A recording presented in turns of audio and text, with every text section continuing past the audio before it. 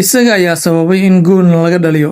Maresca oo si aan gabasho lahayn ugu hadlay bandhiga Estevao ee kulankii West Ham. Tababaraha Chelsea Enzo Maresca ayaa ka hadlay daayarka Estevao Willian, kaas oo ku soo bilowday safka hore ee Blues kulankii ay 5-1 kaga adkaadeen kooxda West Ham kadib dhaawac fudud oo soo gaaray Cole Palmer. Maresca ayaa sharxay qaladaadkii ciyaaryahanka 18 jirka, kaas oo sababay goolka kaliya ee kooxdiisa laga dhaliyay. Estevao waa inuu la qabsadaa Premier League. Goolkan laga dhaliyayna wuxuu ka yimid isagoo isku dayaya inuu kubad u dhex gediyo bartamaha garoonka. Wuxuu sidoo kale keenay halis kale oo isla sababtaas ah. Laakiin waa ciyaaryahan aad u daayar. Waa ciyaaryahan fiican, waxaan aad ugu faraxsanahay inuu nala joogo. Inkasta oo qalad dhacay, Estevao ayaa sameeyay taariikh isagoo noqday ciyaaryahankii ugu da'da ee Chelsea abid ka caawiya gool Premier League kadib markii uu caawiye ka noqday goolka Enzo Fernandez.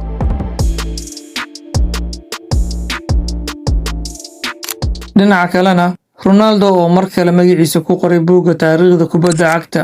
Xiddiga caanka ah ee Cristiano Ronaldo ayaa mar kale magaciisa ku qoray buugga taariikhda kubadda cagta kadib markii uu noqday ciyaaryahankii ugu horeeyay ee 100 gool iyo ka badan u dhaliya 4 kooxood oo kala duwan. Ronaldo oo haatan 40 sano jir ah ayaa gaaray heerkan taariikhiga ah kadib markii uu dhaliyay goolkiisii 100aad ee Al Nassr, isagoo hadda wadarta guud ee waayihiisa ciyaareed ku gaaray 940 gool. taariikhdiisa goolasha waxay ku fidsan tahay 4 kooxood oo waaweyn oo uu ka soo ciyaaray. Real Madrid oo uu soo ciyaaray waxa uu dhaliyay 451 gool kadib markii uu u saftay 438 kulan. Wuxuu sidaas ku noqday halyeeyga ugu goolasha badan taariikhda kooxda, isagoo ku guuleystay 4 koob oo Champions League ah.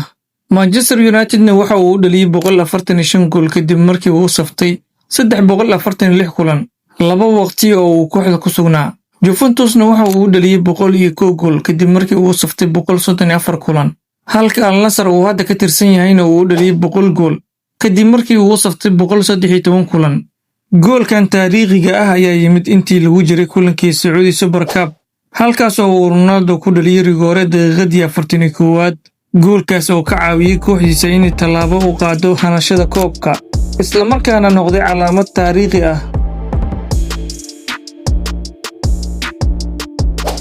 warbixinadaasna waxay qayb ka ahaayeen barnaamijkii bandhiga ciyaaraha oo aan mar walba uga hadlo wararkii ugu dambeeyay ee kubadda cagta. haddii aad ilaa dhammaadka muuqaalkana la soo gaartay, ha ilaawin inaad muuqaalka like saarto, sidoo kalena aad sii sheer garayso. haddii aad nagu cusub tahay, nagu soo biir oo ka mid noqo asxaabta nagu xiran. mahadsanid.